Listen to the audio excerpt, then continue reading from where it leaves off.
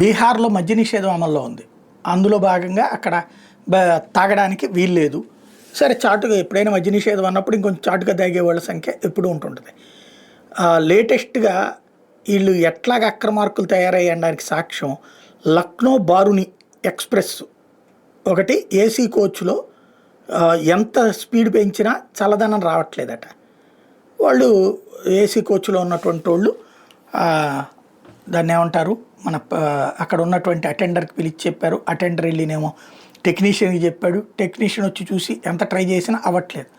దాంతో ఆ ఏసీకి ఉండేటటువంటి ప్లేస్ని ఓపెన్ చేసి చూస్తే లోపల ఏమైనా ఉందండి.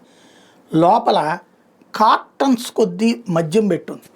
అంటే 10 బాటిళ్లతో ఉండేటటువంటిది ప్యాక్ చేసేసి ఆ రైల్లో ఆ ఏసీ దాంట్లో పెట్టుకొచ్చారనమాట. వాటి కారణంగా ఏసీ కిందకి రావట్లేదు అనమాట. అంటే మద్యం అక్రమ రవాణాలో ఇది కొత్త కోణం అనమాట.